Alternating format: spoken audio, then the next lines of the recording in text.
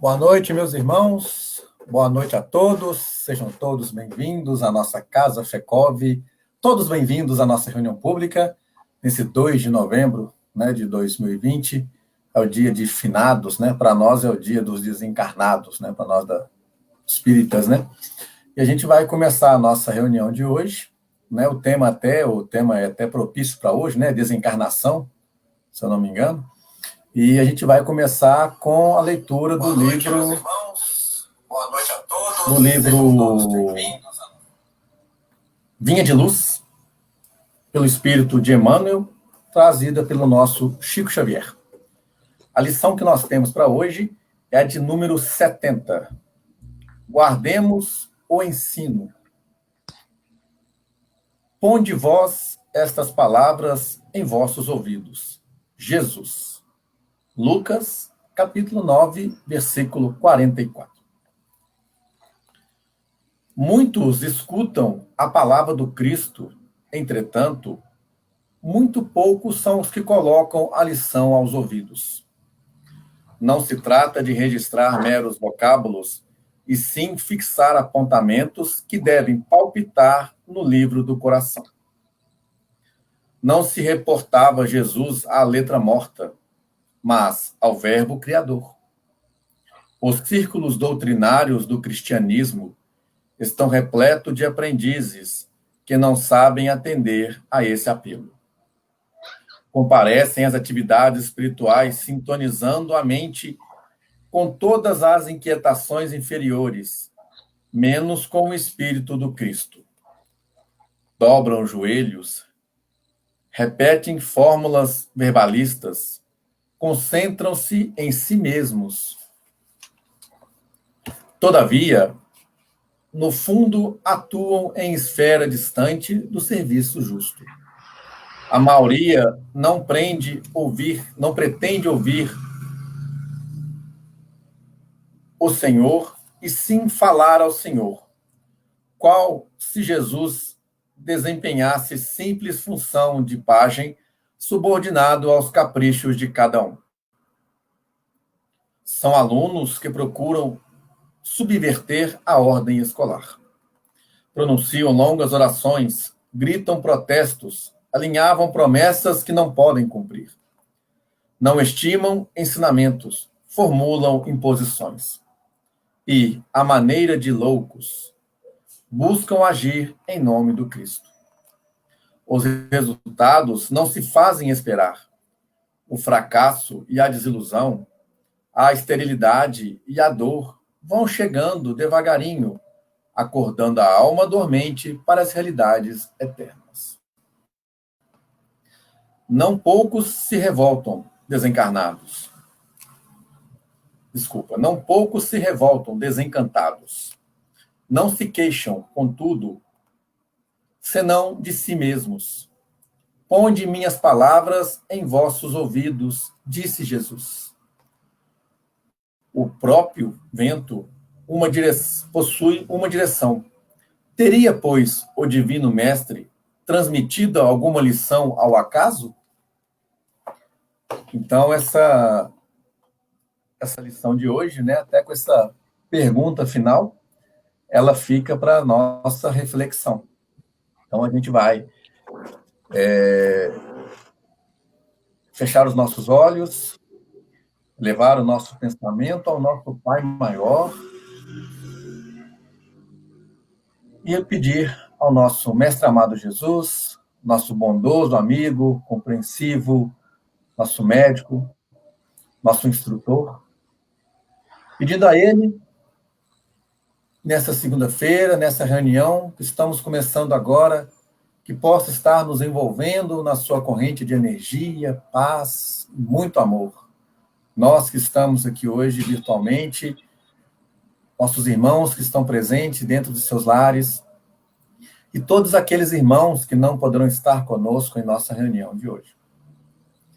Pedimos, Mestre, que direcione os trabalhos da nossa Casa FECOV, das reuniões que estão tendo neste momento, para que tudo ocorra de acordo com a sua vontade. Pedimos, Mestre, pelo nosso expositor da noite, o nosso Silvio Mendes, pedindo para que ele possa estar transmitindo as suas informações com clareza e objetividade, que ele seja intuído pelos nossos mentores a passar essas informações que serão muito importantes para nós nesse tema também, que é muito importante. Agradecemos já o apoio para as nossas atividades. Se conosco, hoje, agora e sempre, que assim seja. Amém. Então, meus irmãos, já estamos com o nosso Silvio na área, né? O nosso expositor da noite de hoje. Silvio, meu amigo, seja bem-vindo. A palavra é toda sua. Aqueles irmãos que quiserem fazer as perguntas, é só colocar no chat que a gente vai transmitindo ao final do tema para que as respostas possam ser trazidas também. Algum comentário também que quiserem passar, a gente transmite depois ao Silvio também. Ok? Então, Silvio, meu irmão, meu amigo, meu guru, boa palestra, bom estudo para você. Muito obrigado, Rodrigo. Queridas irmãs, queridos irmãos, que a paz do nosso Mestre Jesus permaneça em nossos corações. Então, iniciando novembro, dia de finados, então vamos comentar sobre a morte, ou como bem sinalizou o Rodrigo, sobre a desencarnação, à luz da doutrina espírita.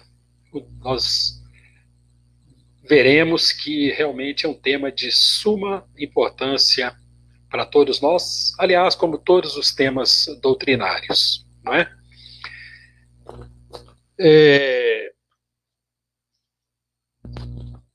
O ser humano, nós, né, os seres humanos, nós temos duas naturezas. A natureza física e a natureza espiritual. Fisicamente, o homem é um animal como os demais, sujeito às leis regentes da animalidade. Quanto à nossa natureza espiritual, o homem é um ser racional, um espírito, né, que deve elevar-se acima da sua natureza animal, mediante a regulação dos instintos. Então, nessa trajetória nossa como espíritos, antes de ingressarmos no reino hominal, onde nós estamos agora transitando na direção do reino de angelitude, a mônada celeste já fez as suas experimentações, as suas viagens, os seus aprendizados no reino animal. E o que caracteriza o reino animal são os instintos.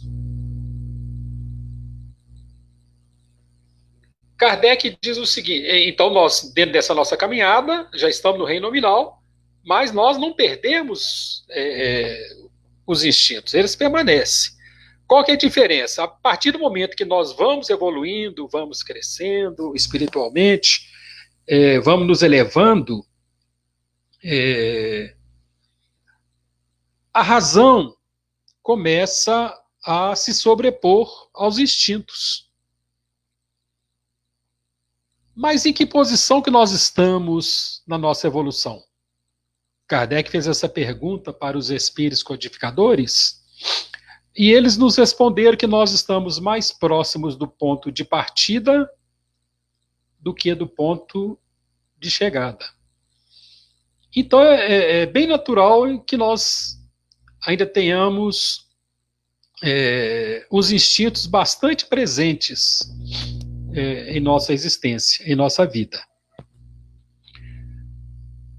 Kardec, na questão número 908, no capítulo 12, Perfeição Morais, ele traz uma nota que diz o seguinte: toda paixão que aproxima o homem da natureza animal afasta-o da natureza espiritual.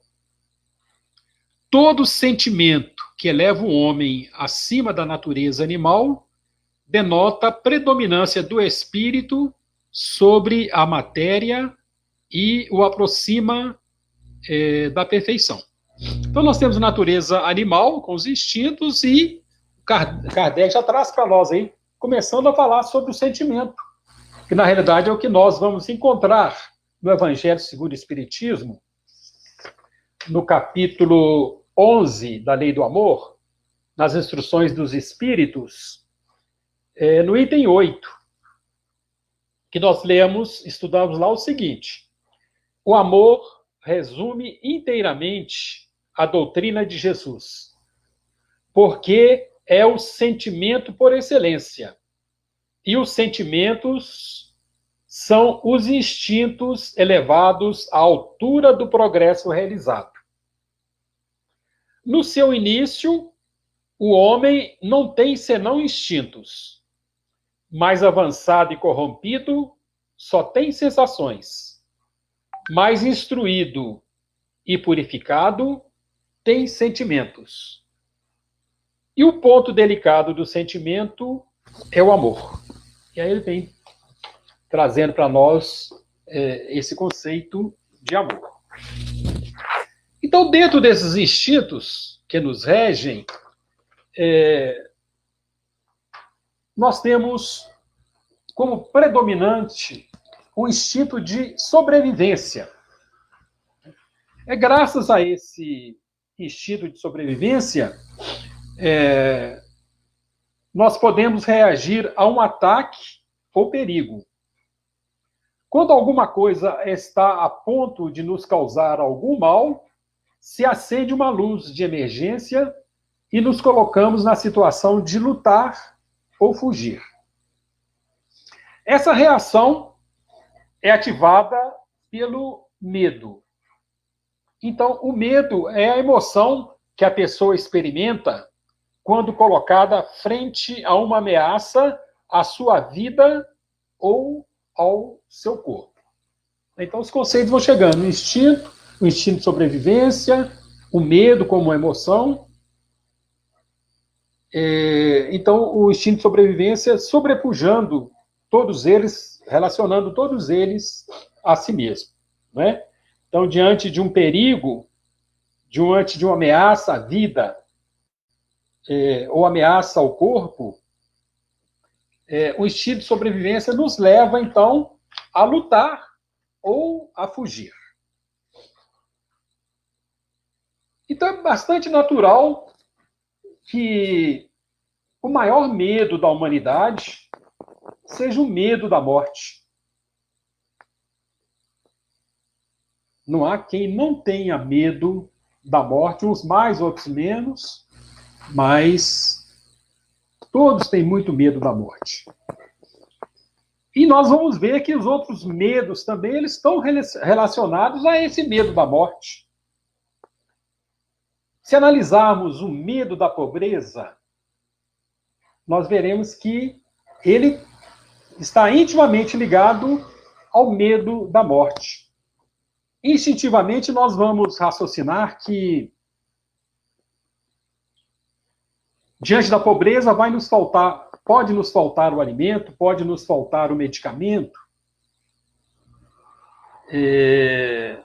pode nos faltar o básico para a nossa sobrevivência. Então, é bastante natural que esse medo da pobreza ele esteja relacionado com o medo da morte.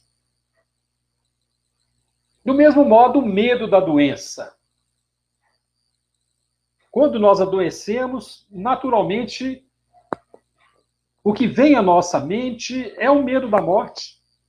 Aquela doença, ela, no íntimo, nós já começamos a pensar que ela pode nos levar à morte. Então, o medo da doença está bastante relacionado também ao medo da morte.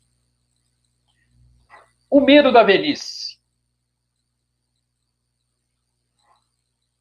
À medida que nós vamos envelhecendo, nós temos a certeza, a partir do momento que nós nascemos, nós já iniciamos, já estamos caminhando a cada dia, a cada momento, para a morte. Então, quanto mais nós vivemos, naturalmente, o pensamento da morte surge com bastante força na nossa mente. Então, o medo da pobreza, medo da doença, o medo da velhice, todos eles relacionados a esse grande medo que é o medo da morte. Então, nós podemos raciocinar que a doutrina espírita, tanto em todos os assuntos, mas neste também, traz para nós uma contribuição muito grande a partir do momento que a doutrina espírita começa, pelo estudo, pelo conhecimento, pela experiência, ela começa a aclarar a nossa mente sobre a nossa realidade espiritual, e o medo da morte, então, ele vai diminuindo, e nós chegamos a um ponto de que esse conhecimento nos leva a refletir que, na realidade, a morte não existe. O que existe é a desencarnação. Então, a essa ideia da sobrevivência, da nossa sobrevivência, isso muda muito a nossa mente, o nosso pensamento, a nossa conduta, o nosso modo de ser. Nós sobreviveremos, nós somos imortais. Todo esse conhecimento que a doutrina traz para nós, isso é de suma importância, né? Então, sobreviveremos. No túmulo de Kardec, tem uma inscrição que diz o seguinte: nascer, viver, morrer, tornar a nascer, progredir sempre, tal é a lei. Então, o que nós, diante desse provérbio, dessa afirmativa, com os conhecimentos nós já temos, quantas vezes nós já nascemos? Nas sucessivas vidas que nós tivemos. Quantas vezes nós já morremos? Nascer, viver, morrer, tornar a nascer, progredir sempre, tal é a lei. Na obra O Céu e o Inferno, a obra básica nossa, tem todo um capítulo o capítulo 2, tratando desse tema. O título do capítulo é A Preocupação com a Morte. É um livro básico, faz parte do Pentateuco kardeciano, mas ele é pouco conhecido pela maioria dos espíritos. Mas ele é de suma importância para o entendimento de muitos assuntos que são abordados mais superficialmente nas outras obras, e aqui ele tem um aprofundamento maior. Nesse capítulo, no item 2, nós lemos o seguinte: a preocupação com a morte é determinada pela sabedoria da providência e uma consequência do instinto de conservação comum a todos os seres vivos. É necessário, enquanto o homem não estiver esclarecido a respeito da vida futura, como um contrapeso ao arrastamento que, sem esse freio, o levaria a deixar prematuramente a vida terrena e a negligenciar o seu trabalho neste mundo, que deve servir para o seu próprio adiantamento. É por isso que, entre os povos primitivos, o futuro aparece apenas como uma vaga intuição, tornando-se mais tarde uma simples esperança. E, finalmente, quando nós chegamos ao ponto que nós chegamos agora como espíritas, e finalmente se transformando em certeza. Mas ainda assim contrabalançada por um secreto apego à vida corporal.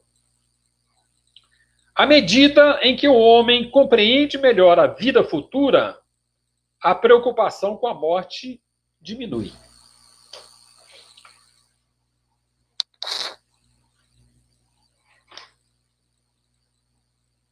Então, nascer, viver, crescer, morrer, tornar a nascer, progredir sempre, tal é a lei. Então, este disco vem nos falar da reencarnação e da desencarnação.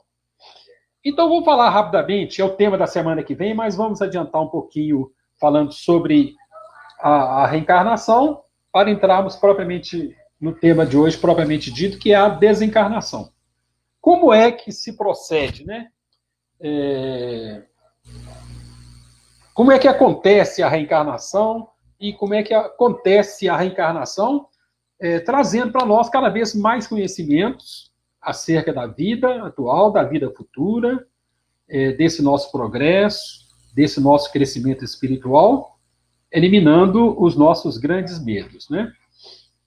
Sobre a reencarnação, nós recomendamos a leitura do livro Missionários da Luz, no capítulo que fala da reencarnação de Segismundo, em que André Luiz, na psicografia de Francisco Xavier, traz todo um detalhamento de como é o processo reencarnatório.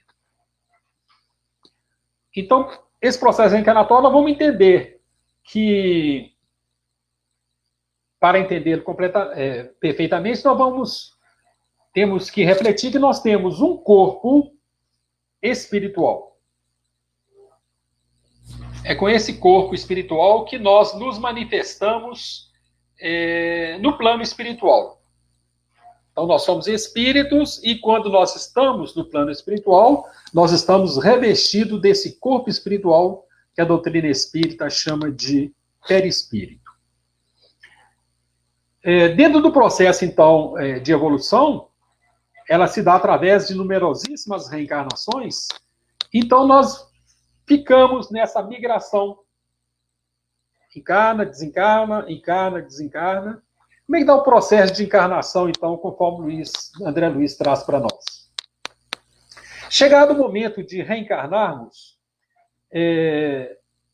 nós, espíritos, entramos num certo embaraço, num esquecimento, e começa-se a proceder a um restringimento do nosso corpo espiritual. Começamos o esquecimento, começamos a entrar num estágio assim de, como é que nós poderíamos dizer, como se fosse uma perturbação mesmo, perdemos, como se fosse uma perda de consciência nossa. Então, iniciado esse processo da reencarnação, chega o momento da concepção. No momento da concepção, aqueles espíritos que nós escolhemos para serem os nossos pais, nosso pai e nossa mãe, ou que foram indicados para essa missão, eles vão para o ato sexual. A espiritualidade presente no ambiente, mas não no onde o casal se encontra, no quarto conjugal, após o ato sexual, há o processo, então, de formação do nosso corpo físico. Há a fecundação do óvulo através de um espermatozoide, ou 2 ou 3, mas normalmente um. Esse espermatozoide, de acordo com as características que nós vamos precisar para aquela reencarnação, ele é magnetizado, ele ganha força e ganha a corrida dos demais espermatozoides e faz a fecundação do óvulo. Nesse momento, começa-se, então, a formação do nosso novo corpo físico. Então, logo depois, a espiritualidade, encarregadas do processo,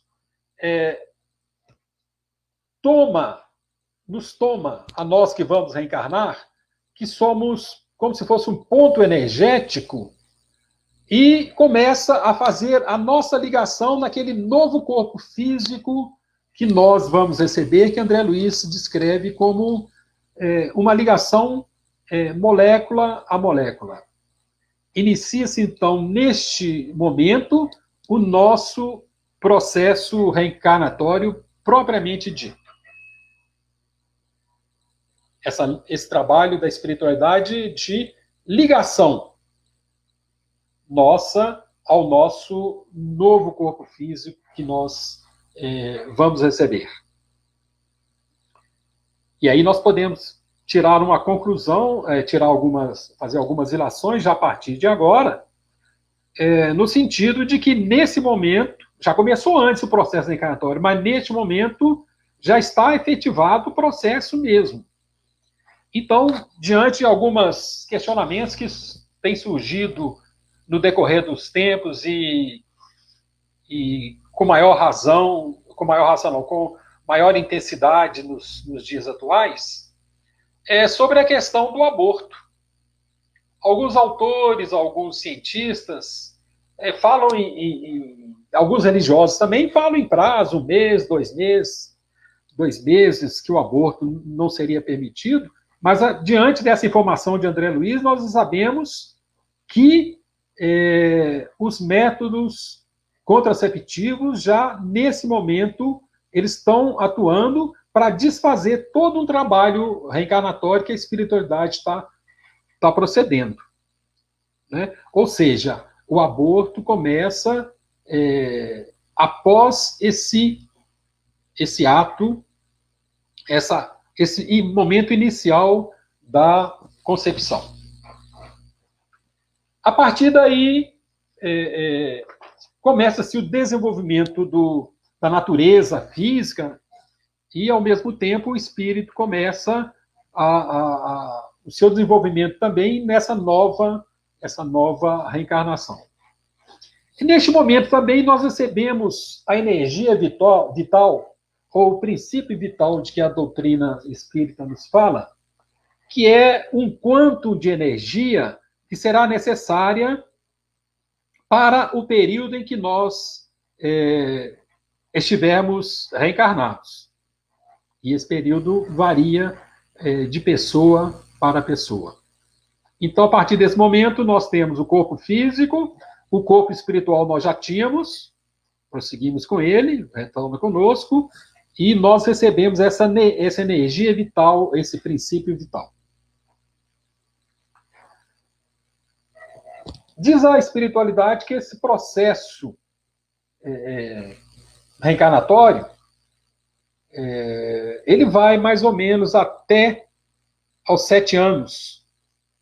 Então, alertando-nos, sobretudo Emmanuel trata desse assunto lá no livro Consolador, da importância desse período de 7 anos, enquanto nós estamos muito ligados ainda ao plano espiritual e reencarnado nós temos a oportunidade de, ao sermos educados, ao sermos evangelizados, nós procedemos às mudanças do nosso caráter, fazendo as modificações necessárias para um melhor aproveitamento da nossa reencarnação. Então, a espiritualidade diz que esse período é o mais propício para o espírito, para que ele se haja uma nova moldagem dele nesse período até os 7 anos. Emmanuel fala que até os 14, esse processo de modelagem do nosso caráter já começa a ficar um pouco mais complicado. E ele diz que depois dos 14 anos, aí o espírito já assumiu todo o seu passado, né? Então fica mais difícil qualquer trabalho educativo ou evangelizador com esse espírito aí. Não que a gente deva desistir, não é isso, mas o processo já se torna mais complicado, porque esse espírito já assumiu todo o seu passado. não é?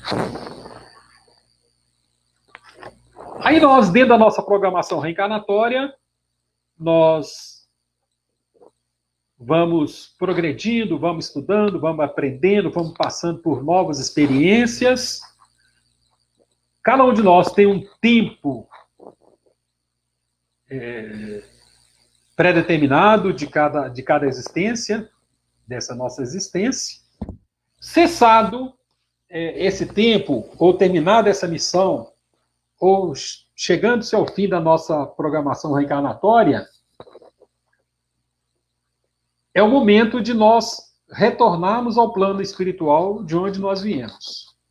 Nascer, viver, morrer. Então, esse morrer é exatamente esse nosso retorno ao plano espiritual.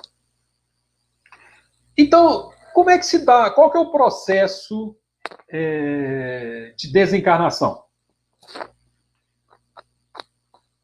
Nós vamos verificar, então, recordando o momento da nossa reencarnação, o processo agora é o inverso. O nosso corpo físico, a nossa natureza física, atendidos as suas finalidades, nós não precisamos dele mais. Vamos voltar para o plano espiritual. Não é? Então, ele começa a perder a sua finalidade, a sua utilidade. Ou seja, o nosso corpo físico, ele tem um prazo de validade. Ele tem um prazo de duração. Cessado, então, esse processo,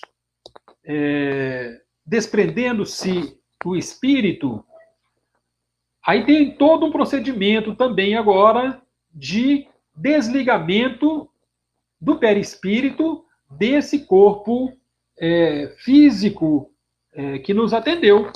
Lá na reencarnação houve a ligação, agora o processo é inverso. Começa-se a fazer esse desligamento, a espiritualidade vem fazer todo esse procedimento no momento do nosso desencarne, no momento do nosso retorno para o plano espiritual. Então, nós vamos verificar o seguinte: esse momento é um momento especialíssimo para todos nós.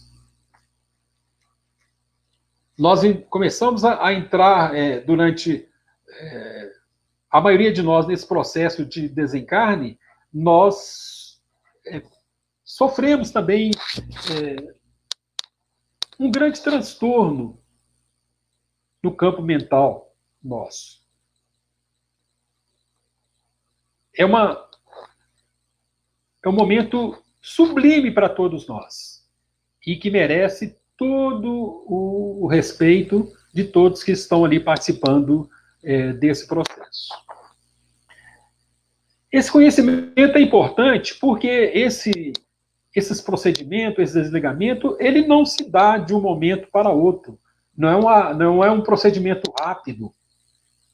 Então, por isso que se pede que haja um período de aí 24 horas do nosso desencarne para que se proceda a esse desligamento antes do sepultamento ou antes da cremação.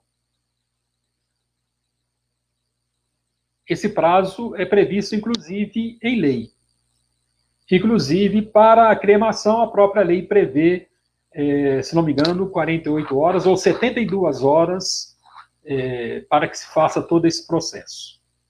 Espiritualmente, nós vamos entender porque esse desligamento, se não for feito adequadamente, ele pode causar um traumatismo ao espírito que pode sentir, né, todo esse processo durante esse procedimento lá. Então, há necessidade de respeitar-se esse período. E deve ser um período sagrado também, não é? Então, a espiritualidade nos pede que nós tenhamos um profundo respeito para esse irmão nosso que retorna à pátria espiritual durante o velório e durante o enterro. É preciso que nós estejamos em prece, que nós estejamos mentalizando esse companheiro que retorna, que nós o homenageemos, diferentemente do que ocorre muitas vezes. É um costume bastante humano de, durante o velório, se fazer alguma crítica a esse companheiro que retorna, ou de se referir a alguma dificuldade que ele teve, alguma fraqueza, algumas falhas que ele teve. E esse espírito, ele se ressente desses nossos pensamentos, desses nossos sentimentos, dessas nossas conversações, dessas nossas palavras. Então, nós precisamos evitar que isso aconteça durante o velório e durante o enterro. André Luiz chega a dizer que, se nós pudéssemos entender como isso é importante, nós veríamos que seria melhor que, nesse período, nós ficássemos no necrotério e não no velório, estando mais imunes a essas conversações, a esses pensamentos, a esses comentários, muitas vezes maldosos, que são feitos. Esse espírito realmente ele sofre esse impacto. E é comum que muitas vezes esse espírito esteja presente. Nós temos relatos, né, de que ele pode estar presente ali ao velório, ele pode estar presente ao enterro, ao sepultamento, né, e é uma situação bastante desagradável. Nesse período também de velório, e é muito importante também, porque normalmente os espíritos, sobretudo se eles têm mérito, eles são o corpo que eles acabam de deixar, a espiritualidade, em função desse mérito dos espíritos, coloca companheiros para fazer a guarda desses corpos, para evitar que espíritos interiores, através do processo de vampirização, possa vir sugar aquele restante de energia vital que ainda está naquele corpo físico ali. Então, se o companheiro ele não tem essa proteção, ele fica sujeito a esses espíritos vampirizadores, né? Mas se nós já temos mérito, a espiritualidade vem nos ajudar e, através de um processo de dispersão, ela dispersa toda essa energia que ainda resta no nosso corpo físico, dispersa na atmosfera, evitando assim o assédio desses vampirizadores. Então, é um momento também muito importante e um trabalho muito importante da espiritualidade nesse processo de desencarnação. E aí surge a pergunta: houve desencarne, esperou-se o tempo necessário para o sepultamento, para o velório, mas e aquele espírito que está encerrando mais uma jornada aqui na Terra? O que vai acontecer com ele? Para onde é que ele vai? As hipóteses são inúmeras. Mas nós podemos... Aliás, antes de falar sobre isso, vamos falar sobre alguns tipos de desencarnação. Que isso também é importante estar refletindo sobre isso. Basicamente, são 3 tipos de desencarnação. Nós temos a desencarnação lenta, que é aquela onde nós passamos por um período mais longo ou mais ou menos longo de uma enfermidade. Muitas vezes passamos internado no hospital ou no leito de dor na nossa própria residência, esperando esse momento de desencarne propriamente dito. Então, esse é bastante comum e é interessante, porque nesse período dessa agonia, é um momento muito importante para nós, porque nós passamos em revista a nossa existência, podemos fazer uma análise de como nos conduzimos, onde nós acertamos, onde nós erramos. Diante dessa análise, nós podemos traçar objetivos, tanto para o nosso período no plano espiritual, como para futuras reencarnações. É um período muito importante para todos nós. Por isso que, diante dessa importância dessa agonia lenta, é que a espiritualidade recomenda que, valorizando a vida, nós nunca vamos apoiar, de maneira nenhuma, em hipótese nenhuma, a eutanásia, que é aquele sentimento de, muitas vezes, querer diminuir o sofrimento daquele doente, promover o seu desencarne mais rápido, a eutanásia. Então, é exatamente por isso, porque nós não sabemos o momento certo em que esse espírito pode ser o último segundo dessa agonia, que pode ser o ponto principal desse espírito. Então, a eutanásia, de maneira nenhuma, nós deveremos fazer. Vamos deixar que a natureza siga o seu caminho, que todo esse processo se dê naturalmente, através, então, dessa desencarnação lenta. Mas nós temos também a desencarnação súbita,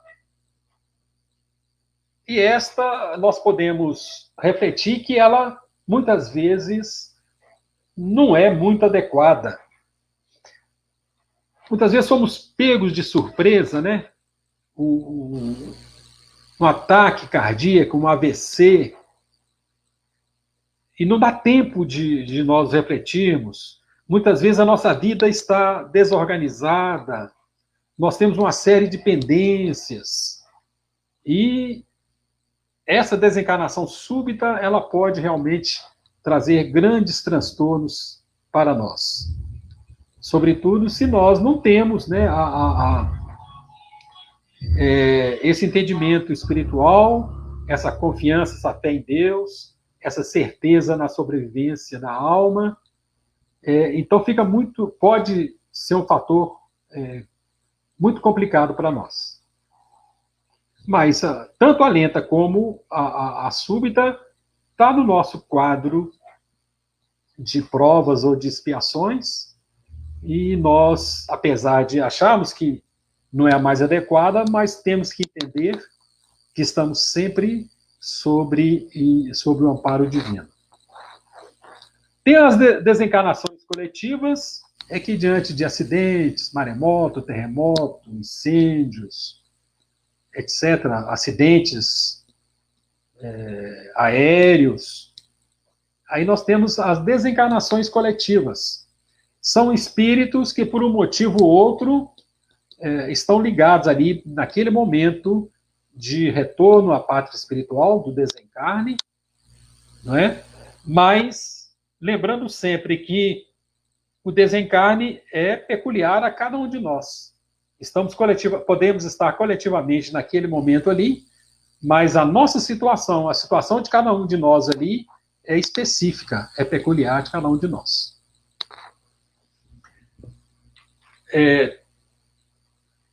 Teríamos que falar também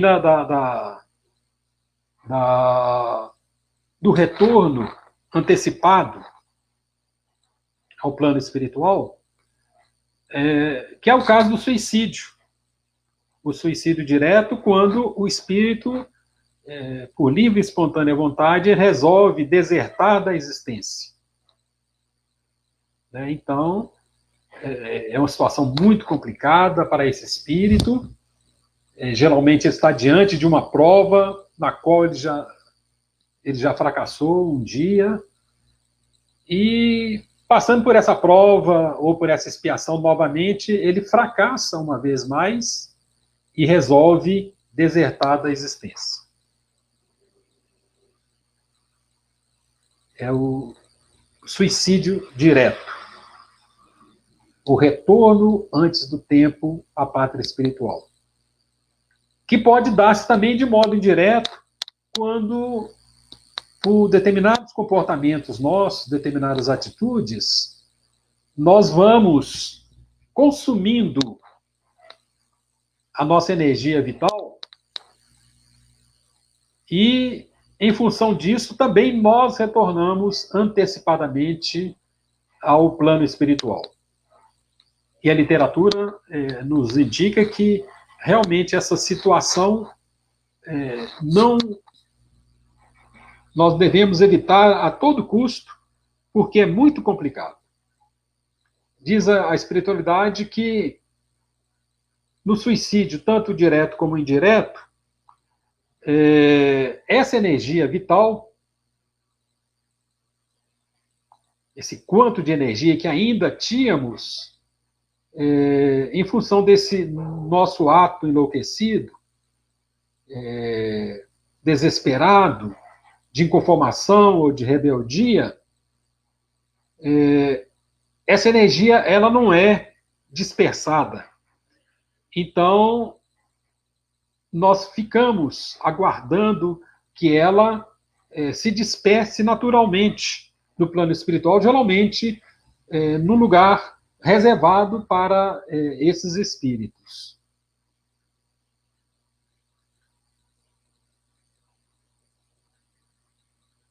E diz a espiritualidade que depois que essa energia é toda esgotada, é toda dispersada, normalmente o tempo que vai gastar seria o tempo que nós antecipamos ao nosso retorno natural ao plano espiritual.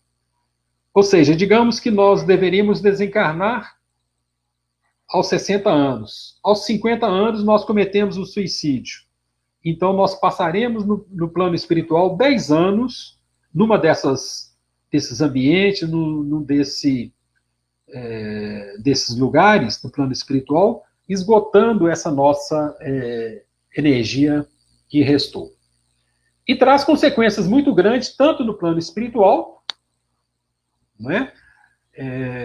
Porque aí vai causar uma lesão ao nosso perispírito, e essa lesão, normalmente, ela não tem conserto no plano espiritual, ela vai gerar como se fosse uma deformidade no nosso corpo espiritual futuro, e numa próxima reencarnação nós viríamos com a lesão provocada por esse suicídio direto ou indireto. Mas, do mesmo modo que nós podemos retornar antecipadamente, em alguns casos, nós temos notícias pela espiritualidade de um adiamento, de uma moratória. Chegou o momento de retornar ao plano espiritual, mas muitas vezes nós estamos numa determinada missão ou numa determinada tarefa, por conveniência da espiritualidade, muitas vezes eles preferem nos dar essa moratória. Mais 1, mais 2 anos, mais 5 anos, para que a gente prossiga um pouco mais no desenvolvimento da tarefa que nós estamos realizando. Pois é, mas então para onde vai o espírito após a sua desencarnação? Aí nós estamos diante de várias hipóteses. Uma das hipóteses é estar por aqui mesmo, permanecer por aqui mesmo. E os motivos são vários, né? Se não me engano, no livro Os Mensageiros, tem o caso daquele companheiro, daquela família, daquele casal, daquela família, que realizava em seu lar o culto cristão. Então, o lar desse companheiro, não me lembro o nome dele agora, ele se tornou um posto avançado. Oi? É o lar da Dona Isabel. É o lar de Dona Isabel. O lar da Dona Isabel, isso mesmo. Tá? Ele se tornou um posto avançado da espiritualidade que realizava aqui no plano físico o atendimento aos irmãos necessitados lá. Então, no desencarne do esposo dela, se ele já estava trabalhando, é natural que ele continuasse o trabalho dele desencarnado dentro do lar. É uma hipótese bastante provável, né? O espírito desencarna e permanece ainda no trabalho do bem no próprio lar dele, na própria casa. Mas temos outros casos também que aí nós vamos estar falando de apego. Muitas vezes aquele espírito tem um apego muito grande aos seus bens, à sua casa. Então ele não consegue, aos seus familiares, ele não consegue se desprender. Custa a desencarnar em função desse apego, desencarna, mas mesmo assim permanece ligado às pessoas e aos bens que ele possui.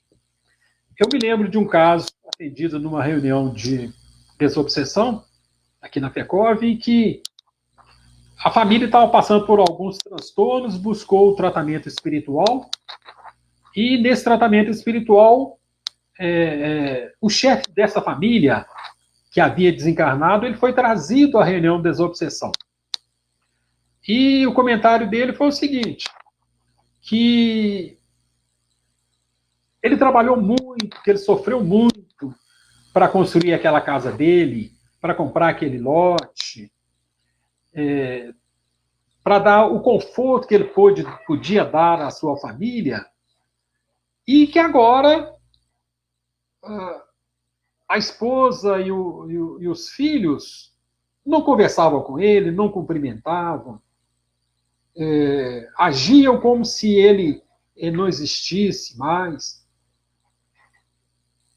Então ele estava tão apegado às coisas materiais, aonde está o seu tesouro, está o seu coração, não é isso? Estava tão apegado que ele desencarnou e não teve consciência da sua desencarnação e permaneceu ali no lar, causando um certo transtorno. Então foi preciso algumas reuniões para explicar para ele que ele havia desencarnado, que ele precisava tocar a vida dele e deixar que os seus entes queridos aqui tocassem a sua vida, né? Mas nós temos outras situações de espíritos que permanecem por aqui, né? Os nossos companheiros que são médios videntes, eles relatam, por exemplo, que passa diante de um bar, tem um companheiro lá tomando uma cerveja, tomando uma cachaça, que eles observam espíritos que ficam ali vampirizando aqueles companheiros que estão se dando ali ao vício do álcool. Mesma coisa com os outros vícios de toda a natureza, né? Dizem companheiros que muitas vezes passam diante de um cemitério e têm a visão de espíritos que ficam ali naquele ambiente do cemitério, muitas vezes, por causa desse processo de vampirização, que nós citamos antes aqui, eles ficam por ali. E tem hordas de criminosos também que ficam por aqui. Então, é um fato muito comum desses espíritos permanecer aqui no meio físico entre nós, não é? Agora, podemos também ter várias destinações no plano espiritual. A doutrina fala para nós do umbral, onde nós podemos passar um pequeno espaço de tempo, ou mais tempo esgotando determinadas energias nas regiões umbralinas. André Luiz ficou, se não me engano, 8 anos nessa região lá. Né? A doutrina fala das regiões trevosas, que é para onde se dirigem espíritos vinculados ao mal, que praticam o mal por livre e espontânea vontade, né? Desencarnando, lá estão os seus comparsas nessas regiões trevosas, para lá eles são atraídos, né? Outros espíritos passam pelo umbral um determinado tempo, de acordo com cada um, e dali eles são encaminhados para colônias espirituais, e nós temos notícias dessas colônias, normalmente uma em cada correspondente a cada cidade nós. A mais conhecida é aquela do Rio de Janeiro, né, que é o nosso lar, para onde foi André Luiz e de onde ele nos manda todas essas informações. Mas nós temos aqui em Belo Horizonte, por exemplo, a colônia Novo Horizonte, por aí fora lá. Então, muitos de nós podemos ir para essas colônias, onde vamos nos convalescer, se estivermos enfermos, vamos nos tratar, e onde vamos trabalhar, onde vamos nos preparar para uma futura reencarnação, dentro dessas colônias espirituais aí. E uma pequena parcela de espíritos, muitas vezes esta é a última reencarnação deles, e após o seu desencarne, eles se dirigem para esferas superiores, né? Então, já venceu aquele período em que o seu desenvolvimento, o seu progresso, a sua evolução se daria aqui na Terra, então eles prosseguem em esferas superiores. Aí nós temos casos, por exemplo, daqueles companheiros que vieram exilados de Capela, muitos deles já voltaram, né, para a Capela, que é um mundo já mais avançado que a Terra agora.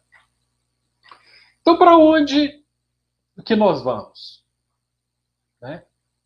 A lei de afinidade, a lei de atração, é que vai nos encaminhar. A densidade perispiritual nossa também vai estar influenciando sobre isso aí. Não é? O modo como eu vivi a minha vida será determinante da minha destinação no plano espiritual.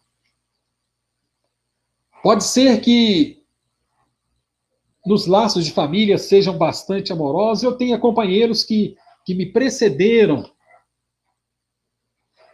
na sepultura, estarão me aguardando e muitas vezes até com um lar para me receber lá no plano espiritual. Né? Então, o modo de vida, a minha conduta é bastante determinante da minha destinação após o meu desencarne. Né? A cada um de nós é dado segundo as nossas obras. Cada um de nós vai colher aquilo que semeou. Então, hoje é dia de pensarmos na morte, pensarmos na nossa desencarnação, e a espiritualidade nos recomenda que essas reflexões, essas meditações sobre o nosso desencarne, eles precisam ser mais constantes, porque não tem dúvida, nenhum de nós vai fugir ao nosso desencarne. Então, quanto mais nós estivermos preparados para o desencarne, mais esse fenômeno, essa operação, ela se dá com mais facilidade. Eu sempre lembro daquele ditado popular que diz o seguinte: quando você nasceu, Todos sorriam, só você chorava. Viva de tal maneira que quando você morrer, todos chorem e só você sorria.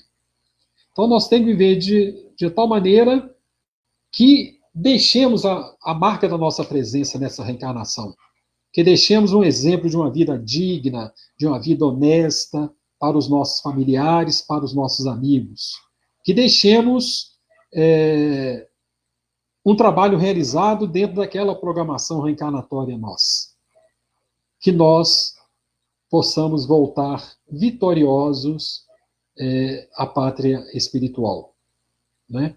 Com serenidade, com tranquilidade, como um vencedor. E que nós possamos, assim, então, dessa maneira, evitar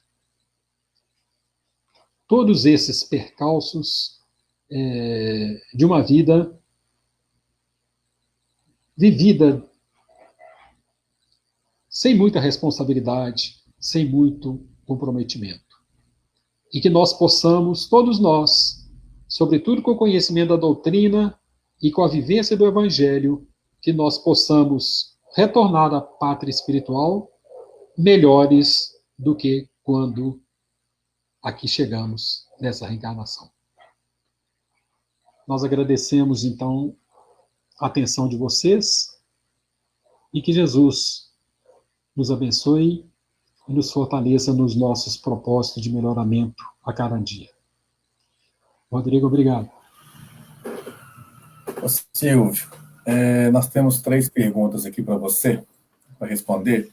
E só a título de informação sobre os mensageiros que você falou, né? Quem tiver curiosidade de ler, é o capítulo 35, Culto Doméstico, e o espírito que você falou aí, que desencarnou no trabalho, é o espírito Isidoro, né? Para o pessoal ter a título de informação dentro daquilo que você tinha comentado.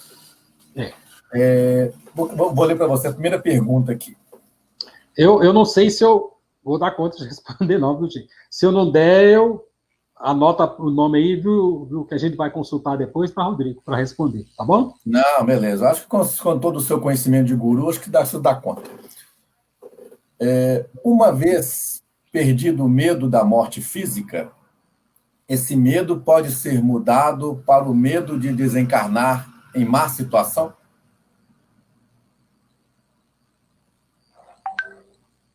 Desencarnar em má situação. Quando nós falamos de perder o medo da morte, não é nenhuma terapia que nós vamos fazer, não. O medo da morte, ele vai desaparecer em função do nosso conhecimento da vida futura. Nós perdemos o medo da morte porque sabemos que a morte não existe, o que existe é uma desencarnação. Nós vamos desencarnar. E nós sabemos que a vida continua. Tá? E com esse conhecimento elevado, ele leva, consequentemente, a minha mudança de conduta, ao meu modo de agir, que vai se melhorando cada vez mais. Então, não tem como eu ter um desencarne... Como é que fala na pergunta aí? Expressão? Desencarnar em má situação. Em má situação? Eu tenho que viver de tal maneira que eu esteja sempre em boa situação, encarnado ou no momento de desencarnar e, sobretudo, depois, após o desencarne. Tá? Então, esse aprimoramento, ele é diário. Ele é diário. Né? Muitas vezes, quem fez a pergunta está pensando aí nas enfermidades que nós consideramos enfermidades mais crônicas, mais dolorosas, etc. Né? Mas aí nós precisamos sempre lembrar de que Deus não nos dá um fardo maior daquele fardo que nós podemos carregar. Tudo que nos está destinado, nós temos capacidade de suportar, de superar tudo isso aí, tá? Porque senão não teria sentido dentro do processo de crescimento divino, né? E esse conhecimento vai mudando. Muitas vezes o que eu acho que hoje é um mal, por exemplo, a doença de natureza grave, esse conhecimento espírita, o conhecimento da vida espiritual, o conhecimento da vida futura, me leva a saber que o que ontem eu achava que é um mal, na realidade, hoje eu já acho que é um bem. Conforme diz os autores, né? Muitas vezes a enfermidade ela é um tratamento de beleza do ser espiritual que eu sou. Né? Então, viver cada dia da melhor maneira possível, de acordo com as minhas possibilidades, tá? Porque aí eu estarei resgatando o meu passado, e ao mesmo tempo estarei fazendo uma nova semeadura, cujos frutos eu estarei colhendo daqui para frente. E que esses frutos sejam saborosos, sejam nos dê sustento, etc. Sejam os melhores frutos que nós temos. Não sei se eu consegui responder.